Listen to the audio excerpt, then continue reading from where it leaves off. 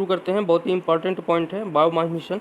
Biomass mission एक उपग्रह है जो यूरोपीय अंतरिक्ष एजेंसी द्वारा छोड़ा जाना है। 2023 में छोड़े जाने की इसकी संभावना है और इसका मुख्य कार्य जो है पृथ्वी के जंगलों का निरीक्षण करना। अगले 5 वर्षों तक 6 माह में एक बार ये पृथ्वी के जंगलों का निरीक्षण कर उनकी जो सूचना है वो अपने जो भी उसका केंद्र निर्धारित किया गया है अपने केंद्र को भेजेगा। ये पहला उपग्रह है जहाँ पे पी बैंड तकनीकी का उपयोग किया गया है, ये आपको याद रखना है। इसका वजन लगभग 1 टन है। जंगलों की कटाई की निगरानी करेगा, पेड़ों की ऊंचाई का भी आकलन करेगा और पृथ्वी में पानी स्तर का भी ये आकलन करेगा। इसका एक ड्रॉबैक है कि ये उत्तरी अमेरिका के जंगलों की निगरानी नहीं कर पाएगा और ये एक डाटा है, ये आपको याद रखना है। ये आपको निबंध में या जीएस्थल पेपर में कहीं पर भी इसको यूज़ कर सकते हैं। हाल में जो दुनिया में CO2 का उत्सर्जन हो रहा है वो 50 अरब टन CO2 का उत्सर्जन वर्तमान में हो रहा है, जबकि 1990 में ये हमारी जो मात्रा थी वो मात्र 30 अरब टन थी, जो कि अब बढ़ करके 50 अरब टन हो गई। ये आपको याद रखना है, बहुत ही इंपॉर्टेंट पॉइंट है मेंस के पॉइंट ऑफ व्यू से, डाटा के पॉइंट ऑफ व्यू से, और आपको प्री में भी इससे पॉइंट पूछा जा सकता है।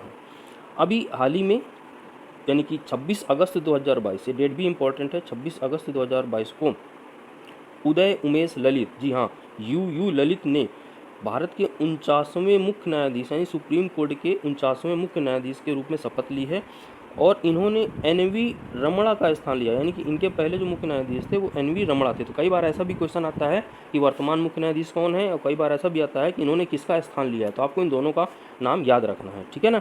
और ये मात्र 74 दिनों के लिए न्यायाधीश बने हैं, यानी कि बहुत थोड़े दिनों के लिए। अभी हम आगे देखेंगे कि कौन से ऐसे न्यायाधीश रहे हैं जो बहुत सबसे कम दिनों के लिए रहे हैं और कौन सबसे ज़्यादा दिनों के लिए रहे हैं, वो अगले पॉइंट में हम लोग डिस्कस करेंगे। जैसा कि आप लोग जानते हैं कि जो न्यायाधीश होते हैं उनको जो शपथ दिलाते हैं वो हमारे राष्ट्रपति दिलाते हैं। तो हमारी वर्तमान राष्ट्रपति द्रौपदी मुर्मू ने इनको शपथ ग्रहण कराया है, ठीक है ना।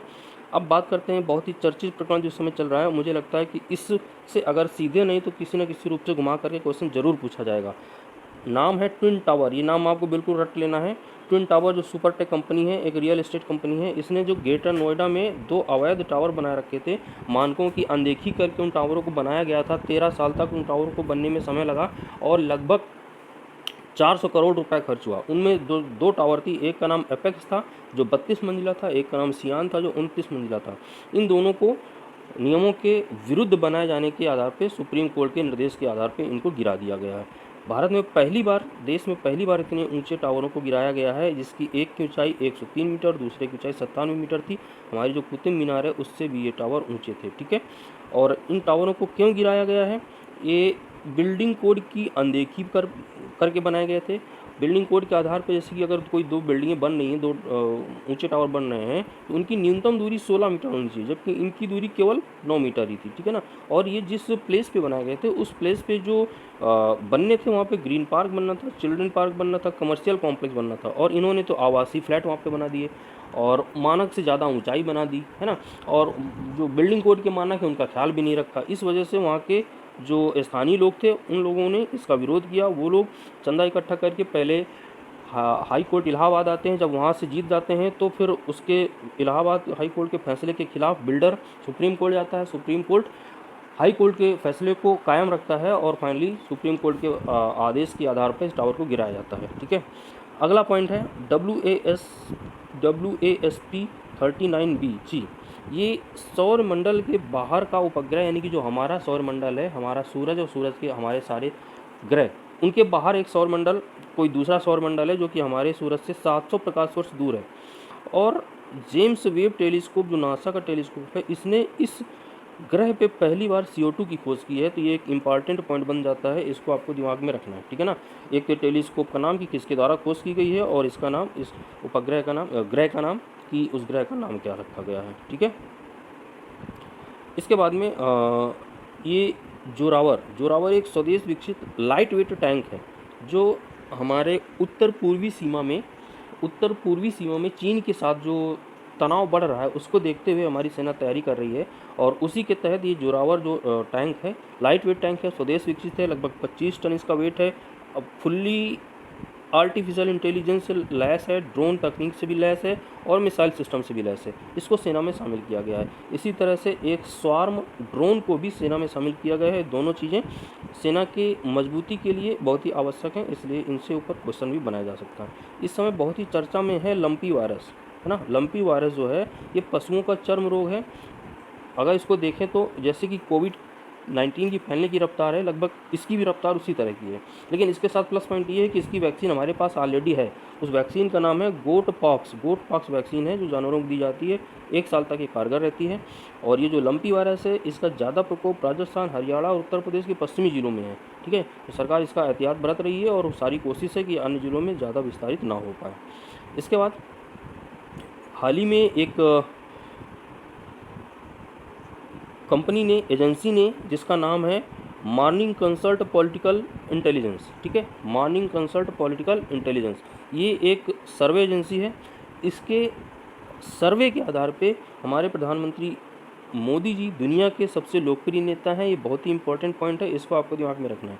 उसके बाद जो नंबर आता है, दूसरे नंबर पे मैक्सिको के राष्ट्रपति एड्रेस मैनुअल हैं और तीसरे नंबर पे पीएम मारियो ड्रैगियो हैं। कई बार तो केवल सिंगल ऑप्शन पे क्वेश्चन बन जाता है कि सर्वे के आधार पे सबसे लोकप्रिय नेता का नाम बताइए, जो कि हमारे मोदी जी हो गए। कई बार 3-4 नाम सीरियल में दे दिए जाते हैं और पूछा जाता है कि कौन सा क्रम सही है।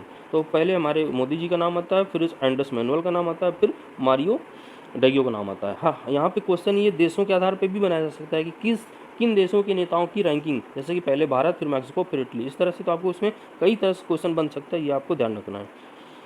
अगला पॉइंट आते हैं, ये देखिए बहुत ही अच्छा पॉइंट है और मुझे लगता है कि यहाँ से इस बार क्वेश्चन बनने की संभावना बहुत ज़्यादा है।